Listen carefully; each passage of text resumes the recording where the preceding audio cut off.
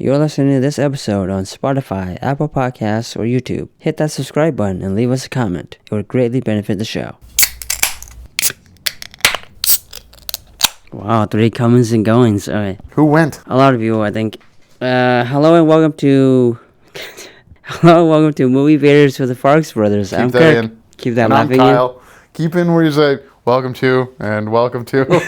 Yeah, because it's real professional. Today we're joined by Andrew Schmidt and Chris Wells, co-founders of High Horse Productions. This is a professional podcast, just so you guys realize. And you, That's the vibe I was picking up. Yeah.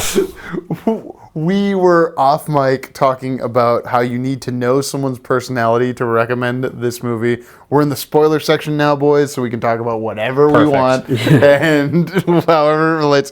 Why do you feel... I would argue against that. You don't need to know someone's personality to recommend this movie. You just need to know if they're cool or not. I do think, like, for me, it is kind of like I would at least like to know, Do they specifically have a sensitivity to topics of suicide flat out? Yes. Do they... And for me, it's not... Do they specifically have a sensitivity to Dan Schneider and are like, exactly. I will never watch anything connected to Dan Schneider ever again? I've heard people talk like that, For me, it's because some of it's just like it's a support thing. Because technically, he still gets a royalty every time you buy a copy for this movie. And yeah, that's why for me, like maybe personality is one thing, but like just certain sensitivities or triggers, like I would like to know that about a person before I would recommend it to them. Or at the very least, maybe I wouldn't like ask all of their trigger warnings, because there's only so much you can reasonably prepare for any topic of ever. But like if you happen to already know,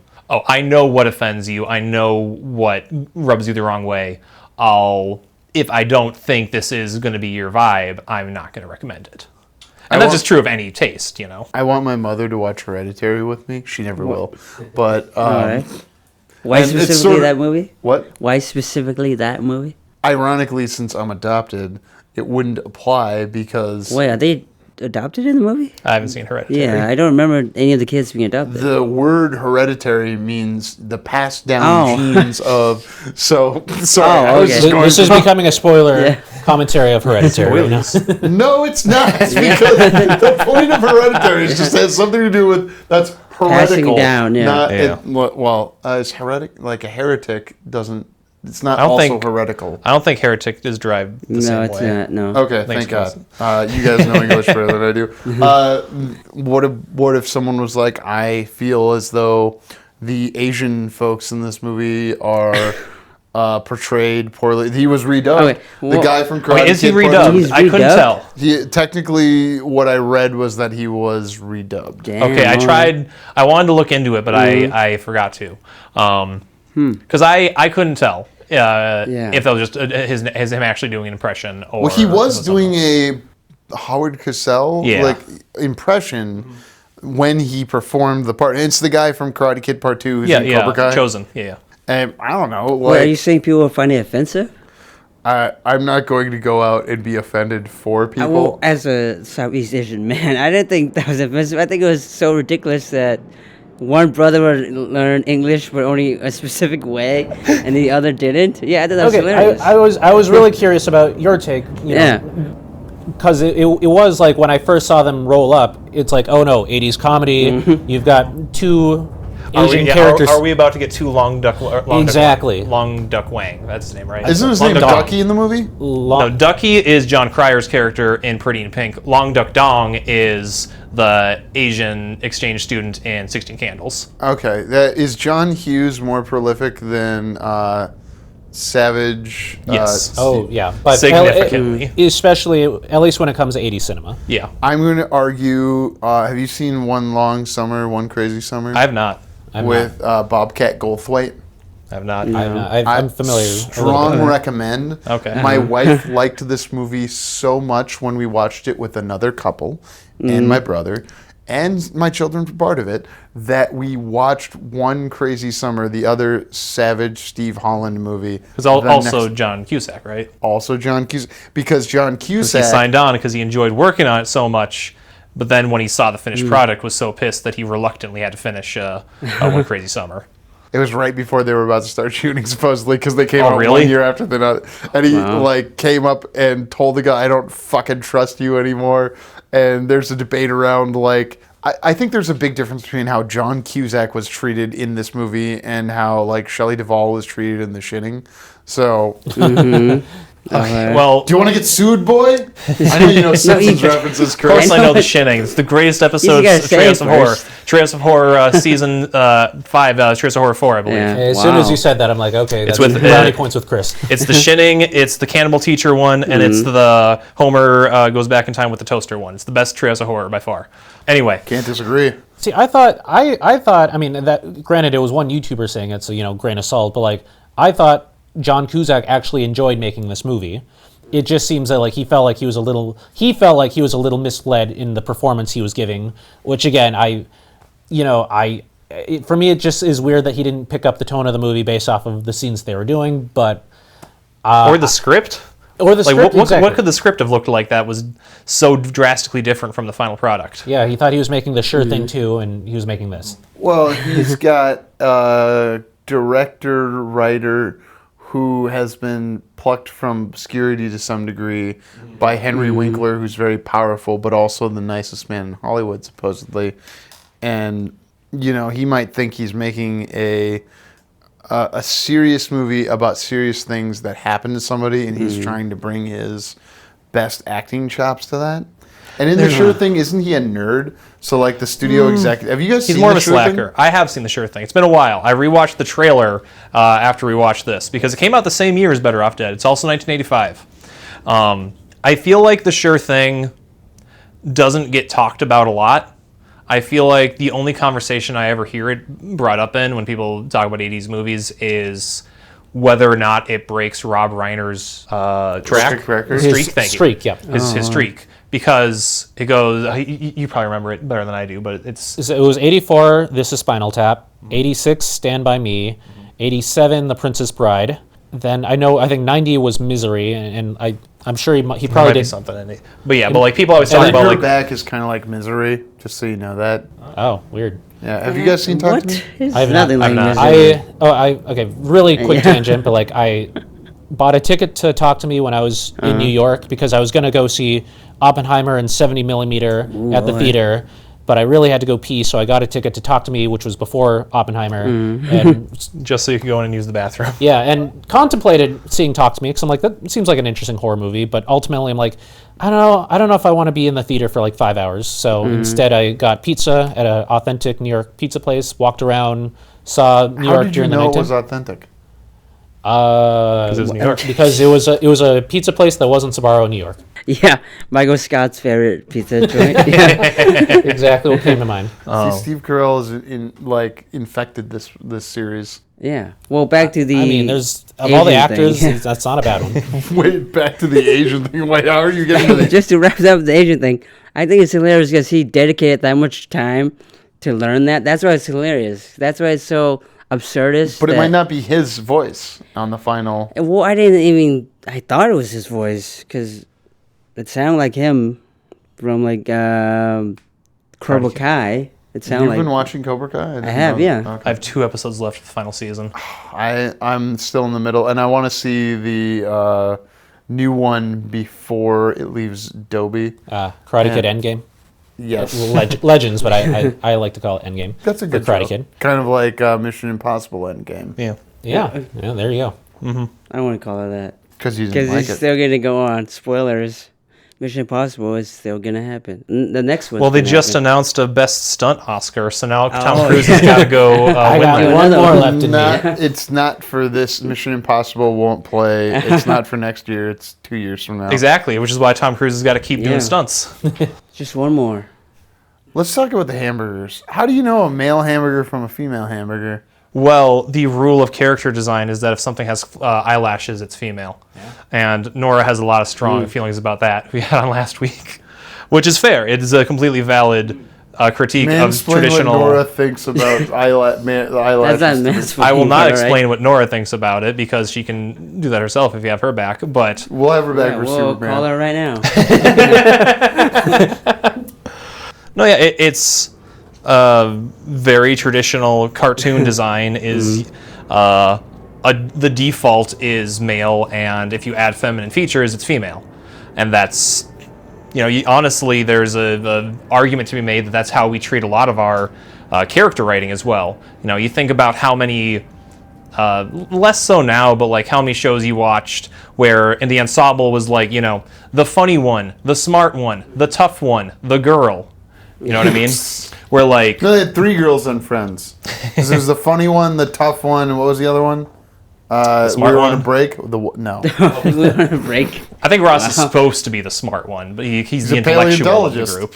But you get what I'm saying. He's so smart he married a lesbian. There was the idea that the idea that if you're writing a character, there's a certain level of pressure, I guess, if you're making them female, because now it's like you're not just writing a character that happens to be female, you're now writing a character that's representative of women, and then you're like, okay, what other traits can we give her that are not going to be sexist? What traits can we have that aren't going to be objectifying? What traits are going to be here that aren't, which is why you get a lot of like, the goofy male and the super competent, awesome female dynamics. And then it's like, okay, how come there's no funny, goofy female characters with a competent male? Oh, because then you have the male being way too competent. It's a whole discussion I'm not going to get into, but like it is an interesting conundrum of what is the correct way to write diverse groups of people when your average writer is only one group of people. So the difference between a male hamburger and a female hamburger? Is eyelashes. There's eyelashes, yeah. Eyelashes and lipstick. Yeah. Well, was there a bow on the female too? I the hamburger? think there was. Yeah, I think there was like a bow. Is it like it's Miss Pac-Man logic. I'm going to get this joke out. Oh, the difference between a male hamburger and a female hamburger is the pickle. That's a pretty good joke. I'm only laughing because I didn't let you get it out because I had a conversation about the representation of women in media. No, I'm aware of what conversation we had. I'm aware of what I set up, and I just wanted to make a pickle. Women like pickles, though. I can say this. I live with a bunch of women. Well, yeah, because you're a dude. But I like pickles. Yeah, you're a woman. No, but women universally, I find, love pickles. In my life, I've just found that, and like, cut this out, make me a sexist because I say women like pickles. My wife loves pickles. Your words. My daughters love pickles. It's weird, very weird. I just know I just made a dick pickle joke, but like in real life, like just pickles. And I'm shocked by how quick, this is a condiment in my mind for hamburgers and... people like what they like. I'm not gonna... What do you mean? To some degree, pickles are good because they don't have a lot of caloric but I don't impact. think people are thinking like, They're the salty. pickle is a dick joke. People aren't thinking that. Well, earlier when I said the in the context of the joke, they would. male hamburger has a pickle because it's a penis, Yeah, I got that joke. Why does that weirdo wear a top hat in the movie? Well, he's been in high school for 7.5 years. It's just standard character design to make And it he show smells. that your character is offbeat. Have them wear a different costume than what is expected. There's a stand-up comedian in town who shows up at film events, and I'm not being specific right now, That's pretty specific. This. A stand-up comedian who shows up at films? I don't know any... I haven't even said a gender yet. Do they also host, or do they just show up? My end point here is just that this person who was an extra in a thing I shot once wore a top hat like the Mad Hatter when the Mad Hatter wouldn't have exactly been the motif, let's say, of the project. So when I see a guy wearing a top hat like that, just in, everyday life, it reminds me of that. It reminds me of an extra going a little off script, a little off book. And, Was this your movie? It doesn't matter. The point is just that... It does matter, because if you told him to get rid of the damn top hat, I think that would have mattered. If you couldn't control the extras in the back... I could have had something said to change the dynamic in this situation where we're paying extras with food and I think credit. I don't know. That wasn't in charge of that. And other stuff. I just, I wasn't gonna Well, rock the did boat. it take away from the movie? No, we edited around it. It was fine. So it did take away the movie. You had to edit around him. You should just told him to take off the hat. Suicidal ideation. You notice the younger brother doesn't have any speaking lines? But he lights thought he a does. rocket off at the end. Yeah. What is that? That's So that kind of goes back to rewatching this and not knowing that the director would go on to direct a lot of children's TV.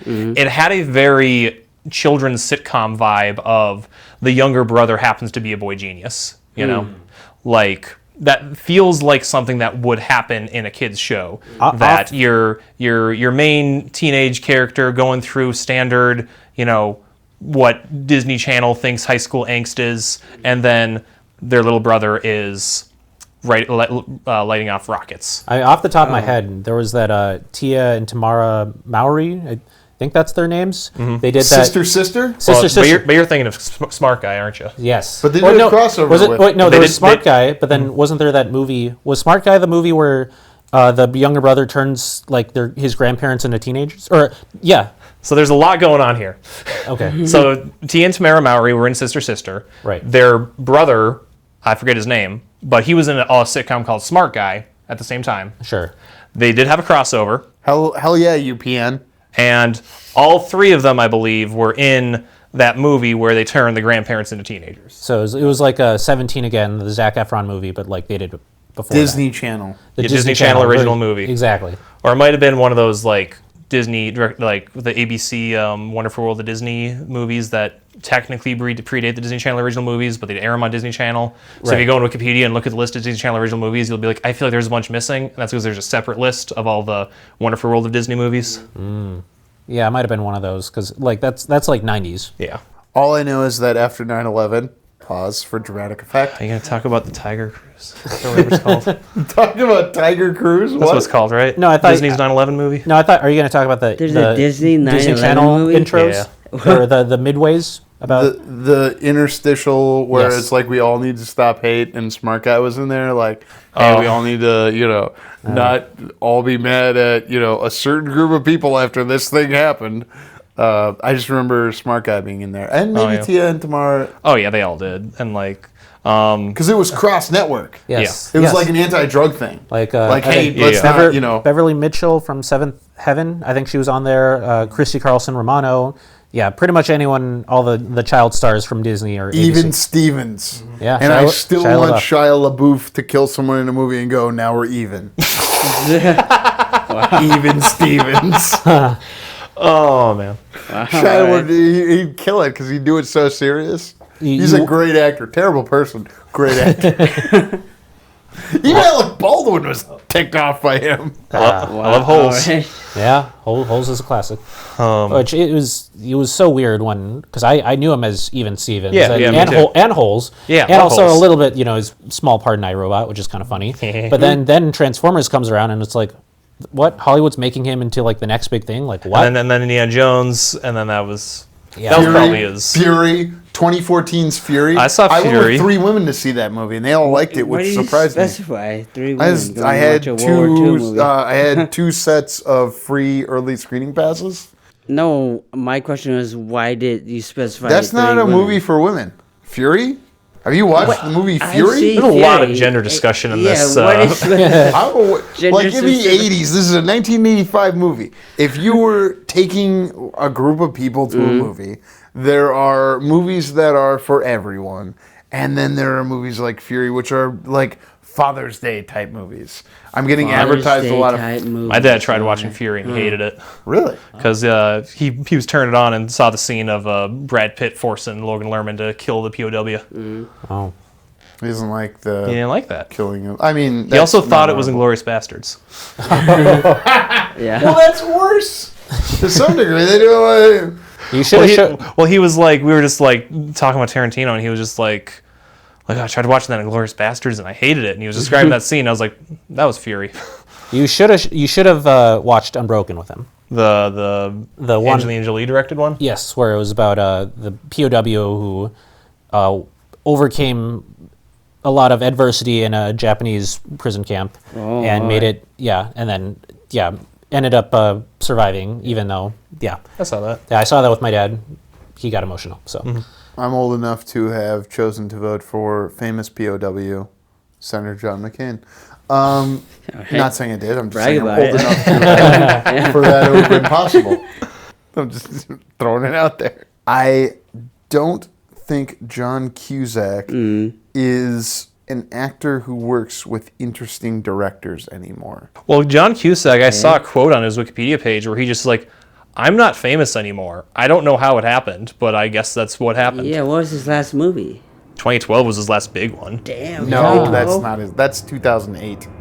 That's at the beginning of the Obama administration. Or, excuse me, the year... Was 2012 and 2008? I thought it it was closer to... 2009, 2010. I know it wasn't in 2012 because I think it was November 2009 when it came out. Okay. I was right about Obama administration, wrong Yeah, you on were right what about you that. said. When Yeah, that was the last big one I remember seeing. In theater. I guess he was in that Edgar Allan Poe one. Chirac. Was he in Spike Chirac? Lee. Like, I think Spike Lee's a great director. I don't think Chirac was of modern Spike Lee, the stuff that's crossed over the most. But like, Sure. Why isn't John Cusack doing something more interesting? I saw him at a Comic-Con. Josh Hartnett was just in a Christopher Nolan movie that we've referenced. So Yeah. when you see John Cusack at a Comic-Con, He looked so miserable why Damn, is he because there? no one was in his line. Oh, yeah. And he was just sitting there bored. Wait, for what movie, though? Well, what? No, it was like it was there it was to talk about- 2019. Okay. It was just whatever celebrity. It was GalaxyCon, which isn't a thing in Minnesota anymore, and it was just they must send out mass invites to whatever celebrities they can get and say, hey, come here, charge whatever you want for your autographs. And I don't know how it works, the logistics of it, but like, yeah, it was like Michael Rooker was there, and I walked by, and he's like having the time of his life, hugging everybody, signing autographs. I met Kevin Conroy.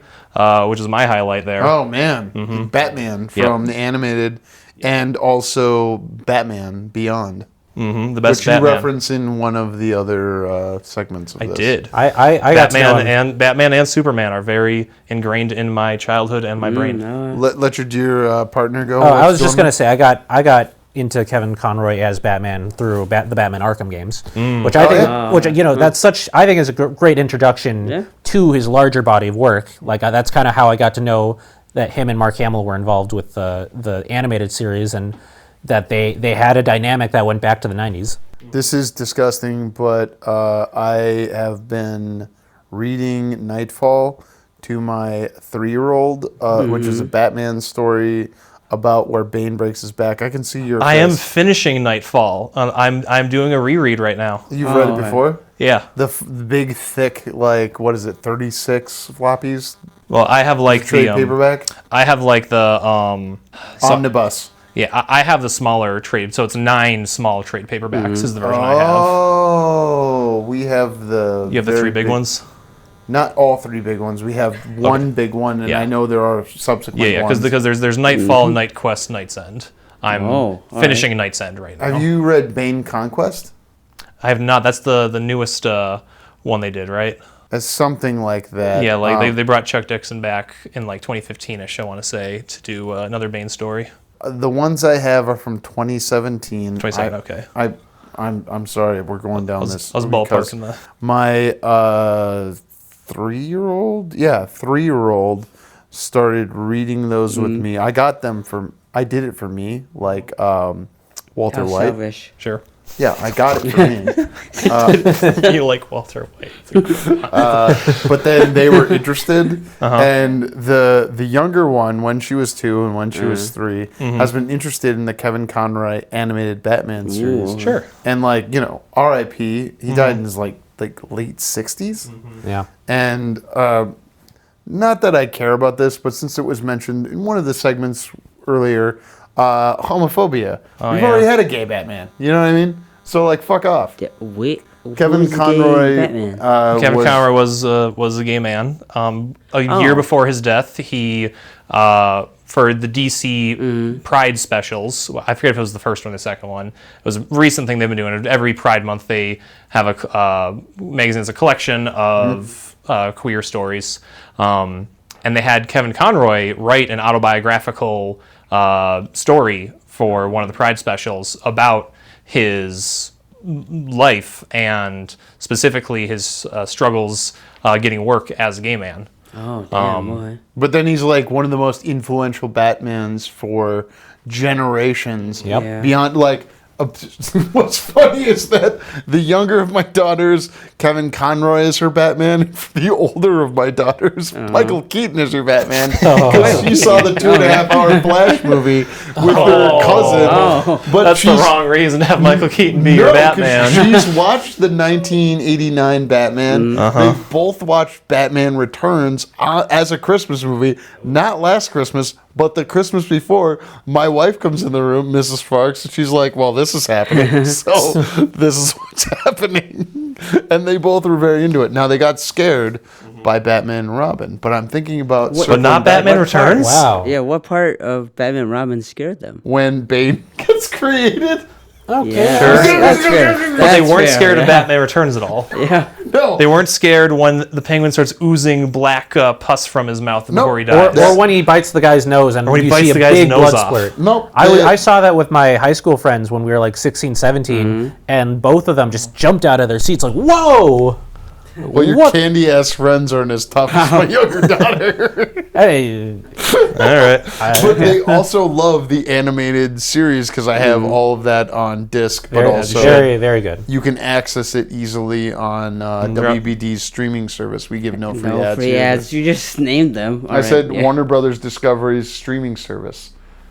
That's name has Keep naming it, transitioned yeah. more than, any other Who knows? transitions. Who knows what they'll be called next year? Exactly. Who knows what they will be called next year? You watched it as a teen? Batman Returns? Yes. Well, Well, I think would've been- I saw bits of it on TV when I was younger, but like all the way through, like just making my way through all the Batmans, the live action movies. So you and your other teenage friends are watching Batman. You're about the age of John Cusack's character. And, Yes. And you're like, hey, bros, I'm assuming. Let's watch the 1991, 92. Thank you. 92 Tim Burton Batman Returns in a theater or at home? At home. We were at my friend's house, And I jumped. had already seen it at that point. No, I know you're cool. But yeah, You know no. who Wally Pfister is, as people will find out in the next segment. Fitzer, sorry. And we had watched Django Unchained earlier at that same house, so like I know that they're not fazed by graphic violence. I just think it was just so out of nowhere. Danny DeVito just laughing with the guy, and then just out of nowhere just decides to bite his nose very graphically. It is a surprising moment. Yes. No, in context of Jack Nicholson's performance in Batman, it is not shocking because think of how Jack Nicholson plays with dead bodies as the Joker in Sure. Batman. Yeah, there's just blood. Yeah. There's He I feel zaps like a guy and every- he turns into a skeleton. Exactly. Like I feel like all of the deaths in Batman are relatively cartoony.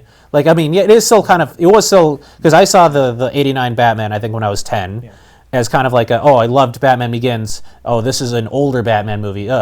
Oh, this is actually kind of interesting, which is kind of quick tangent. Kind of like I legitimately thought with The Dark Knight on its way that like we would get a Heath Ledger origin story, and was surprised when it went a very different direction. Besides the point, it was a little creepy to 10-year-old me, the people who died by chemicals and the big Joker smile.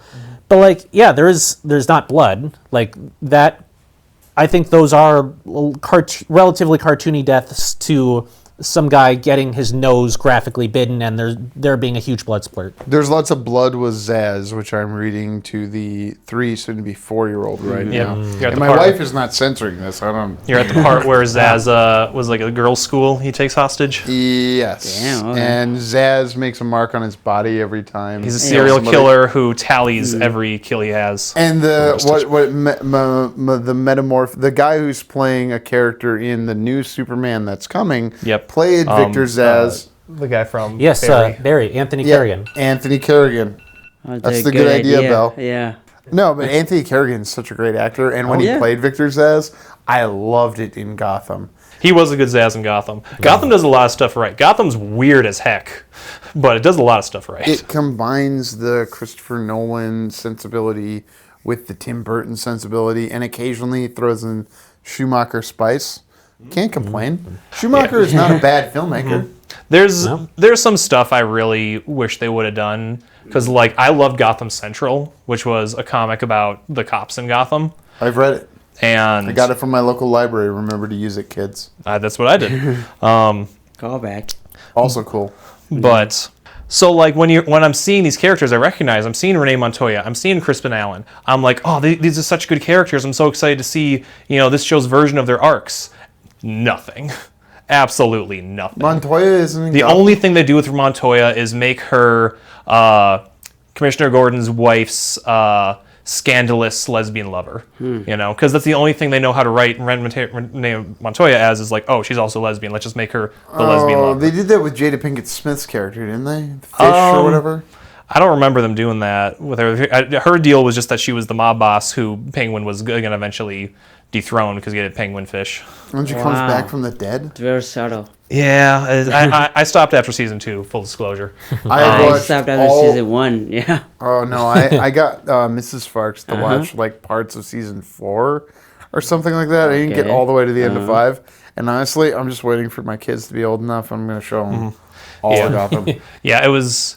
I do want to go do a full rewatch at some point because I'm curious about their takes on it, because they're willing to do all the ones that the movies are afraid to do. I want to see the ventriloquist and Scarface. Those are characters that I don't know if we're ever going to see in a movie. Ventriloquist is significant in the early part of when Bane lets people out in Nightfall. And like, have you read Nightfall, Andrew? I've not read. I've seen the ventriloquist episode of the animated series. It's honestly one of my favorites. Oh, I forgot that it's in the animated. So the animated series touches on almost everything. Yeah, we're talking about how Kevin Conroy was. Should just pick Mask of the Phantasm as our movie. Yeah, we should have. I have that on Blu-ray, and I want to watch it again. You're gonna have to have us on again. Yeah. But at first, Superman with him. If you have a lot of contenders, I think you got to pick him. I don't even know if I want to talk about Superman yet. Oh, all right. You're gonna be so mad. I have so many feelings. I've been the reason he's saying is I've been telling people that if Superman is bad, I might just give up on movies altogether. I will believe a man can cry if Superman's bad. Zack Snyder's Superman? I think it's okay. It's okay. All right. I think it's an interesting variation on the character, but I feel like it would be more impactful if we had a very, very well done, more traditional take on the character in modern history. Yeah. Because I think the best Superman movie is still Richard Donner's Superman 1. And I don't think it's aged perfectly. I think it's still good, but I don't think it's a masterpiece. Batman vs. Superman, the 3-hour cut is my Dawn favorite. of Justice? Dawn of Justice, because I don't go on. I truly think Superman is evil. Wow, Brightburn. right. Yeah, Just I'd 'cause seen he's Brightburn by alien? the time. What? Just because he's an illegal alien? Yeah, it's an anti-immigration thing. The Superman should stay on Krypton and build his economy in Krypton. Maybe we could trade with Krypton, and that would be blown up planet. Yeah, sure. It was the product of 2 Jewish men during the 1930s who were telling a story about an immigrant. Yeah. I have the early. My father-in-law got me the first year of when they were just like 3-panel strips in a newspaper. As a collected book of the first year, and it's sort of impressive that in the late 30s, early 40s, Lois Lane, 2 guys from Ohio, are writing about Lois Lane being such a confident. I mean, Lois Lane was strong from the get-go. Yes, and I suppose the suffragette movement had just happened at the end of the night, like 1920, women get the right to vote, right? Something like around that time. And so we're 20 years on from that, and you're getting Lois Lane. It kind of makes sense, but then you watch a movie like Better Off Dead, and it's like, the French, they don't speak English. Well, she does speak English. That's the whole bit. Yeah, she's smart enough to let them not know how much she knows. Yeah. And she's able to. That is a great comparison between Lois Lane being smart and the French girl. What's her name? I think it's Monique. Yeah. Pretty sure it's Monique. Just watch us get it wrong after. Yeah, here it is. The hamburger scene. She Yep. had lipstick and eyelashes. Yep. Oh, it's the lipstick plus the eyelashes. So Nora doesn't like that long eyelashes connote. Just reductive, probably. Because the implication is that if you just have a hamburger, it's inherently male, and you need to assign feminine features to make it female. I don't like any of that. I think. But I can't. I'm not going to speak for her. I'm just I'm just definitely talking gonna about ask the her. general conversation around it. Gosh, I didn't think this movie was going to get so deep into objectification and gender discussions. Do you know that I want to talk about all the weird vignettes and just things that happen. We haven't talked about the Paperboy once. Yeah, I want my $2. Or like I think, or just the impact it's had on the movies we've done. Is the Paperboy a villain to John Cusack, or is John Cusack the villain to the Paperboy? John Cusack Pretty is the villain. sure. He should get the $2 from the dad. He's the son. Yeah. Exactly. You were gonna call John Cusack that. This is John like Cusack pays somebody money later in the film. He could have given him $2. It's $2. Also, how much Yeah. money in damages has the Paperboy caused their house? Yes. if anything, not the that much. Paperboy is at deficit to them, and for you to say that it's specifically the oldest male child that deserves to fulfill the sentence He has a of the father. responsibility to, go to college and make money and, support his family. Pay $2 to a Paperboy that is causing property damage. Yeah, of course. That's your responsibility as the eldest child. I'd say if he was causing damage in my house, I would report him to his manager or the Paperboy but he brigade or doesn't. whatever. The dad. The Paperboys clearly have some sort of monopoly or some sort of Yeah, cult something. going on because he brings in all of his lackeys to hunt him down and chase him through a scene which is shot straight out of a horror movie with all these blue fog and lights going on, and then they have a dolly zoom as he's about to get into the car. Followed by the Frankenstein scene with the hamburgers. Exactly. It's This a movie's weird wild. tonal shift. We're seeing Dan Schneider right now. Trigger warning. I just want you to have Okay. a trigger warning for when I see Dan Schneider. I want to talk about some of the general tones of this movie. Go ahead. Go Because ahead. Please do. a modern-ish, I guess, 20 years old at this point, but a movie I'd kind of compare this to is Napoleon Dynamite. Because Mormons? Okay. I think it... Napoleon Dynamite was made by Mormons. Uncle Rico is in White Lotus. Oh. I've said my points. these are true Okay. points. Yes. But I really enjoy when slice of life type movies take the approach of just weird series of vignettes. Absurdism mixed with hyper-realism. Exactly. I really enjoy. There's a sense of just average things happening, but everything's offbeat and weird. I'd compare it to Napoleon Dynamite because there's not like an obvious plot. There is an underdog sports climax, but I wouldn't call this an underdog sports. It's a rom-com. It's a. Would Light you even call it a rom-com. rom-com? I She wanna call takes it her rom-com. glasses off and she's hot all of a sudden. Nobody wears Yes. glasses except Dan Schneider, and he never becomes hot. Yeah. It's a This joke isn't a about the rom-com. trope. I know, I'm aware. I've seen Yeah. I've seen Wonder Woman 84 where Kristen Wiig takes her glasses off and then becomes a cat. Kristen Wiig is in the Gabby's Dollhouse movie this summer, and none of you are around young female girls, or sorry, Young female girls. young. okay. I true, I'm have not. daughters, and I've had to watch Gabby's Dollhouse. Oh, where yeah, the now- animated one? Yeah, I was about to I've say, seen like, it. what is that? My niece is that like the watches next it, Barbie? yeah. And you said you had daughters. I'm like, oh, so Yeah, it's- my niece kids. watches My it. daughters actually do like, well, the weirder younger one. I don't know if she's weirder. Yeah, why would you... yeah. She's going to listen to this in the future. You throw her under the bus. I'm shocked that she wants to sit and watch the entire Barbie movie. She specifically likes the Dua Lipa song, and we've had to Which rewatch Barbie that. movie? The Greta Gerwig? The Greta Gerwig. The Greta Gerwig Okay. Barbie movie. Yes. I don't think the Gabby's Dollhouse movie is going to be like the new Barbie movie because it is aimed Why at would children. you make that comparison? No, I because didn't. I was wondering if Uh-huh. if it was like the next Barbie movie, and then you mentioned it was something that your daughters watched, and I was like, oh, it's a Children's. children's movie. It's like Blue's Clues, but for girls. And I'm not trying to be like reductive. Blue's Clues is pretty gender neutral. Unisex, yeah. Blue's Clues was unisex.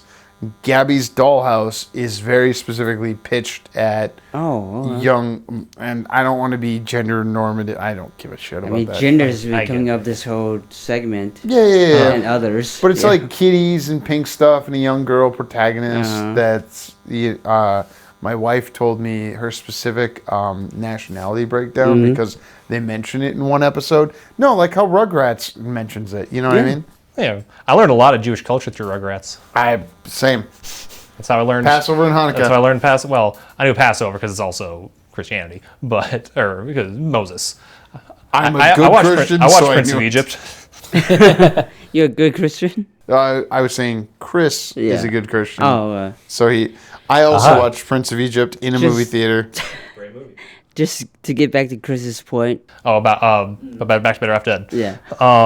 I think because a lot of times I don't love this style where a movie is less plot driven and stuff just sort of happens. But I think it works with slice of life for me because I think that is relatable to slice of life where it's just kind of day by day things happening with general goals in life. And I think this movie, while being so surreal, is slice of life. And a lot of the surreal moments, they feel sort of dreamlike. There's a sense of like, this isn't a realistic scene, but it's meant to sort of capture realistic feelings. You know, like the suicide the author thought of. Well, there's obviously we can go in depth on suicide some more. But I'm talking more about like when he's in class and everybody else in class is following along perfectly and they're all super engaged, and then they all take out their assignments and they're all these, well prepared giant files on top of files, and he's like, I forgot to do my homework. That feels like a nightmare. That feels like the old nightmare of like you're back in school and you're at a test you didn't study for. Well, and it's even shot like a nightmare. Like it is very like the camera angles are very much trying to heighten the tension that he feels with like, oh, I'm at the chalkboard, like what am I going to do? And so many of the jokes feel like live action cartoon logic. The nail on the chalkboard, then everybody's hair stands up like they're a cartoon character. It's chalk on a chalkboard, but it sounds like nails on it. There's the sound effect of nails on a chalkboard. Because it's the thing that's supposed to go where you make perfect circles. Yeah. And he's using it as just a regular piece of chalk. Uses the nail end, you're right. Or the mom, who's honestly one of my favorite characters in the movie. Kim Darby, True Grit. Yeah, exactly. Just her cooking always being so bonkers and weird and something very much not edible. The John Wayne True Grit? Yes. Yeah, she's the little girl in the original True Grit. I when I first saw the movie, I'm just like, she looks super young. Like, is the joke they cast another teenager to play the mom? But she just kind of always had kind of a young looking face. Because apparently she was like 21 when she played the person in True Grit. Was she 21 in the original True Grit? I think so. I think 2021, but she's playing a 14-year-old girl. The 14-year-old girl in the Coen Brothers. Haley Steinfeld. And she was actually 14. Yeah. How do you feel about a comparison between this and Scrubs? I've never seen Scrubs. I also haven't seen Scrubs. So I mean, I've seen it. He has a lot of fantasies. Again, I think for me, the show that comes to mind is Ned's Declassified School Survival Guide. Yeah, we understand you're young people. There's a general live-action cartoon feel to the movie. Exactly. Is all I'm getting at. But even that's Nickelodeon back in the 2000s. That's I came up on 90s Nickelodeon. Yeah, sure. I saw Amanda when she was on all that. Yeah. This is And I get older siblings, so I got the 90s reruns too. I watched Kenan and Kel. I mean, with having only seen just maybe I have Good Burger memorized. Yeah. Good Burger, welcome to Good Burger. What can I get for you? Can I take your order? Oh, I'm sorry. Wow, I didn't watch it. Fucked that up. Welcome to Good Burger, home of the Good Burger. Can I take your order? Wow, all right. I think Ned's Declassified does do a good job of these feel like the moments are cartoony, but they're kind of representing real feelings that you have in middle school. You guys need to see Scrubs. I should watch Scrubs. Honestly, it's been on my list for a while. From what little I've seen of it, it kind of does give me like a Ned's Declassified vibe, but for older audiences. Yeah. The only thing I would argue is that Scrubs, his fantasy doesn't interrupt. His fantasy ends, and then he just gets back to reality. And this Better Off Dead, his fantasy interrupts what he's doing. Like when he's doing the math equation, and he said, "No, I didn't comes out of his fantasy. He draws a picture of her pregnant. Yeah, I was. You saw her as being pregnant in that picture? I thought it was just. He writes the word baby and points an arrow to her belly. Yeah, you're right. They didn't have a condom. It broke. Yep. Yeah. Yep. Okay, I get it. You're right. Yep. I'm totally off on that one. Yeah. It is kind of. There's so many weird things in this movie, and that's why I wanted to rewatch it. And that's why it stuck with us so much. Yeah. But so much just its own internal logic is kind of hard to grasp because, like. Can I give you a? Oh, sorry. Him having fantasies isn't even that prevalent in the movie. He has the hamburger, and he has well, that's not even a fantasy. That's a flashback. But it's unique to this movie. It is. Sure. But like, and it comes out before Scrubs in 2002. Yeah, because what it reminded me of was UHF. Oh, Weird Al. Yeah. Where he has fantasies of him as Indiana Jones, a fantasy of him as Rambo, then at the end of him in like a Casablanca type role, if I remember right. Weird Al said he was inspired by Walter Mitty, which I've never seen the original. I've only seen the Ben Stiller remake. Oh yeah, I've only seen the Walter Mitty remake as well. But like a character who is Ralphie from A Christmas Story has fantasies, and that feels like it's very present throughout the movie. A little bit, I don't know, Brazil. I haven't seen Brazil, but like average-ish character who just fantasizes about him in fantastical things. Wait, is A Christmas Story 1986? 83, I believe. Oh, so it is prior to this. So yes. The concept of showing a dream sequence in a movie is not unique to this movie. No. Okay. But like, it's funny because there's so many things in this movie that aren't necessarily consistent recurring gags, but just happen. You know what I mean? I can relate to this movie on a very specific point. Okay. You know when Charles DeMar has the thing in the formaldehyde while we're talking? He randomly has like a fetal pig or something. Yeah. So in my AP Bio class, where after we took the AP test and the class was pointless for the rest of the year, we watched Scrubs in it because our teacher was also a professor at the local university where he had just gotten his doctorate, and I call him Doctor a lot to screw with him. Okay. He had a fetus of a cow that one of the farm kids brought in so that he could have it for whatever reason. And I frequently would refer to Cletus the fetus as having to come to class to learn. And I can't be honest with you, but Doctor, whatever his stupid name was, and he remembers, not me, his own name. I would say, Cletus needs to learn. And I'd try to bring out Cletus the fetus from the fridge he was sitting in into our AP Bio class so that he could learn with the rest of us, since he was just a fetus. So Charles DeMar, I didn't wear a top hat in high school, but maybe I had a top hat on my soul. Wow. I think that's a great place to end this spoiler segment, yeah. I feel like there's so much I wanted to talk about. Name 3 things before he ends it.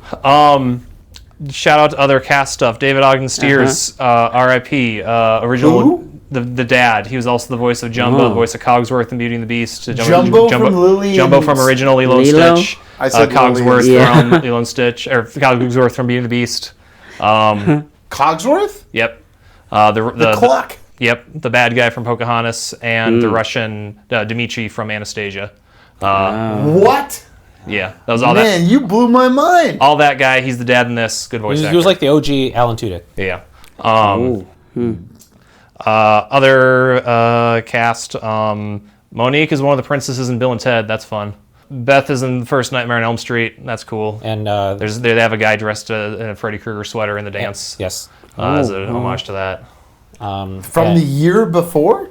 Yeah, from the year before, and I think Because 84 is Unless he just was wearing a red and green sweater, which he might have been. It's either a really cool coincidence, or the director's like, "Hey, you were just in A Nightmare on Elm Street. I'm gonna have someone behind you be dressed as Freddy Krueger," because I think that's a cool callback. Could be coincidence. Because they had this. The sweater was like a thing because they wanted to make it more Christmassy. But because it's not like a Christmas dance. Ooh, E.G. Daily as the singer. Love the soundtrack of this movie in general. Just like she sang a song on Scarface. She did. She She? did? I didn't know that. I was did not listening know to that. her on Spotify today, Sure. and the next Oh. song that came up Yeah. was one from Scarface. But like she's also Pee-wee's Big Adventure. She's Dottie. And I know her best for her voice acting career. She's Tommy Pickles. She's Buttercup from Buttercup from Powerpuff Girls. Wait, isn't Tommy Pickles? No. E.G. Daily. Oh, I'm confusing. Angelica is also Bart Simpson? No, I'm I don't think she is. Nancy Cartwright is Bart Simpson. Nancy I don't think she was Cartwright. Angelica. Tara Strong was Dill Pickles, and she's a million other things. Sure. She was in Teen Titans. Tara Strong, yeah, she was Raven. This is my DC knowledge, my voice actor, cartoons from early 2000s, late 90s. I know all that. Seen E.G. Daily. I didn't know she was a singer until I saw this movie, and I was like, oh, cool. And yeah, she has a very memorable, raspy voice that thinks really works well for the song. I thought you were singing Goodbye to You. It does kind of Goodbye sound to like Goodbye to You. It does kind of sound like it. Better I'm also, off dead without you. Yeah. I'm also a sucker for a title drop in a song. That's always fun. Oh, yeah, they said the name of the movie. They say the name I'm of the movie. Leonardo DiCaprio. Yeah. Yeah, the meme. I'm I'm Leonardo DiCaprio, the meme. I'm pointing. I'm doing the Leonardo DiCaprio to. When I he's know. sitting in I the recognize chair, him. yeah. And listen, Dan Schneider, obviously it's uncomfortable seeing him in anything. Because Do he we is... want to talk about Dan Schneider? I wanted to bring it up because here's All the right, thing. I go ahead. intentionally didn't tell him that Dan Schneider was in it because I wanted to see if he'd recognize him, and he immediately did. Oh, okay. Yeah, And Why? How did you? I wouldn't have recognized them without Yeah, I didn't. Quiet on Set. I think I've just seen, but I've just seen behind the scenes of him, and I know him from Good Burger, yeah. and yeah, he was very recognizable, and immediately I'm like, I know who that is. Yeah. And again, it's like, obviously, anytime you watch a movie with somebody who's done horrific things, it's going to taint that movie, and it's going to affect how you view that movie. And just so we're clear, what exactly did Dan Schneider do that was horrific? He ran a very toxic set and wrecked the lives of a lot of children. Is he being scapegoated over the people that were above Dan at the corporation? I mean, a person could. As I far don't as think Shouldn't there have been better oversight? Yeah, like, probably. yeah, I think so. he tried to keep people on staff and he's painted it so the thing that I take away Are from you the Quiet on- defending Dan Schneider? I don't know. Okay. I'll say I see the point you're trying to make. I'll agree. People try to frame the narrative as Dan Schneider was the problem, and now that he's gone, everything's fixed. Yeah, like the And Diddy that's and not- Harvey Weinstein thing, Right. where it's like so many people had to be complicit. Yes. And as someone who has tried not to be complicit ever, clearly I'm a disagreeable person. Yeah. That's why we have this show. Yeah, that's the point of the show. I shouldn't have done that. Should have spoken out more, and clearly people were being abused. Yeah. I ironically think the general opinion of him, of people who knew him, because there's plenty of people that didn't know the behind the scenes of their kids' shows, but the general opinion I saw online of Dan Schneider, if anything, Quiet on Set makes him come out looking better than the average person thought he did. Why? Because Quiet on Set implies that he never actually did any sexual abuse. Yeah, that's the impression I took away from the documentary, and that there were much more horrible monsters that Yes. other people should have been aware of. And first and foremost, as a parent, I would say, I hope to never leave my child in a situation like that, but I would hope you could smell that, from far away. Right, and then there's a whole, it's exactly where you want to weed out all the flaws in the industry in the 90s, all the flaws in the industry now, how child actors were treated, how child actors are treated now. But hopefully it's gotten better. I know Chris Columbus has said some really interesting things about how when he... Mr. Home Alone and Harry Potter? Yep. How when he casted Kevin That, McAllister... I'm sure I'm saying cast is more correct. Macaulay Culkin. You're correct. When he cast Macaulay Culkin in Home Alone, he had no idea that he was suddenly going to make this 10-year-old the most famous person on the planet, and felt guilty for what that kid ended up being subjected to, and especially because he had horrible stage father and stuff. And there's quotes of him saying that when casting Harry Potter, because he did the first two Harry Potter movies, he made efforts to make sure the kids that they were casting had healthy home lives and not crazy stage parents, because he knew that these kids were going to get insanely famous overnight. And Hermione, Ron, and Harry are all pretty mentally well-adjusted, all things considered. Yeah. You know, they've had, you know, some ups and downs. I'm not here to judge that. But, like, considering how many child actors, especially 80s child actors, Yeah. just had their minds Well, that's why completely you use destroyed. 35-year-olds in these movies. Yeah. Is that the reason? There's a case to make of, like, do you want realism in your teen movies and have 15-year-olds in it, or just let the 30-year-olds play 15-year-olds, and we all accept that that's part of the step of watching fiction, you know? Well, Same thing with watching like a stage play where you understand, like, the suspension of disbelief of it all. Which I think we found a pretty good balance of, like, we can find, like, people in their early 20s who still look like teenagers, like your Tom Hollands. So it's like, you know, they're, you know, a little bit more mature. They're more mature than your average child actor, but, you know, they can also pass for children. I'd like to ask Jodie Foster about this, you know, because she played a prostitute in that Martin Scorsese movie. Taxi Driver. Yeah. Which is 14, right? Correct. Ooh. Or 13 or 14, yeah. And I don't want to subject children to anything bad, but, like, the example's always, like, Shirley Temple, you know, like, look how sick that was. Yeah. And could you have children in movies without hurting them? Like, Peter Jackson put his kids in the Hobbit movies, and I don't think they're hurt by that, and he was a horror director. And so, and I know people locally who have made movies where they put, I know someone locally who I've worked with who had her kid in a movie that dies. Like, the kid didn't actually die in real life. The character died. The character died because of stuff. And I can see how they shot it without scandalizing the child in any way, you know. And I've put my kids in movies, and I don't, you know, that my wife is the arbiter of, is this okay, you know? Like, Yeah, I think it's always a case-by-case basis. Depends on the kid, depends on the environment. You know, I've seen an interview of Natalie Portman talking about how, like, she was a child actor and she never had any problems ever because to her, it just always felt like play. Leon the Professional.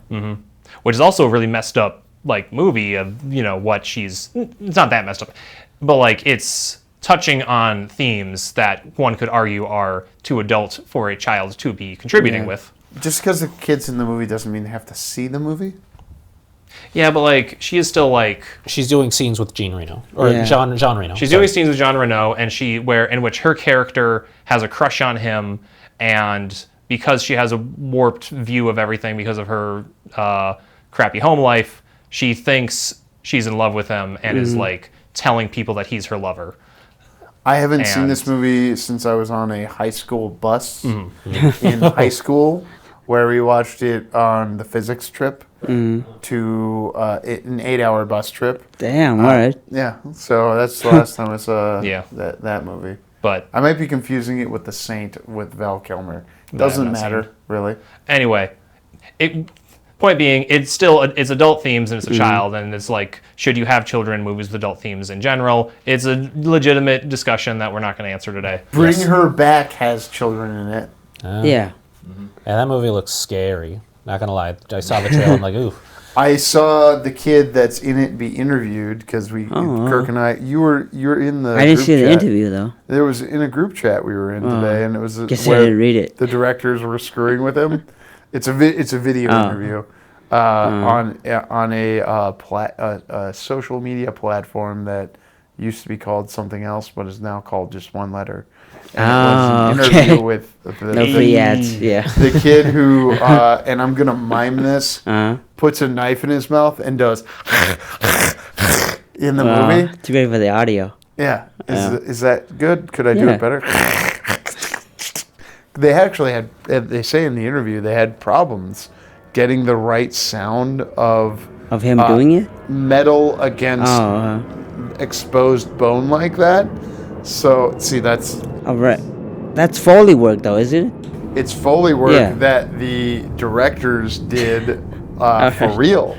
Like, not actually to the course not. point Yeah. of causing blood to come out, but just moving metal against exposed bone like teeth. Yeah, gums. Gnarly stuff. Wow. Anyway, Gnarly, Dan Schneider being in this movie is... Yeah, right. Because the thing is, despite the fact that he is a bad person, I don't know that. I'm Despite the fact that he is allegedly a bad person. Yeah. Happy. Probably. Creepy. It's creepy he wanted to show little people's feet. You know? Yeah. We all know Different that. than Peter Jackson. Look, I'm not gonna debate whether or not he was creepy, but Oh, definitely creepy. we're not gonna go into this. All I want to rabbit say, hole. he's become a punching bag of the internet and become a punchline of the internet, and because of that, the added context to this movie of him playing a perv is noteworthy. Yeah. And I think I very much enjoy that he's not just the loser nerd that like she doesn't want to get with because he's a loser nerd. He has agency. He's also A lot more agency. he's also a creep. Yes. And you don't, it would have been so easy for her to just, be like, oh, look at this guy. He's so ugly and lame or something.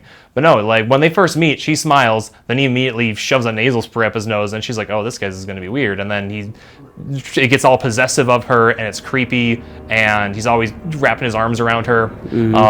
Speaking of nose, Charles DeMar snorts The running things gag throughout about the- snorting stuff because he can't get real drugs in this town. And he doesn't get a woman at the end of the movie.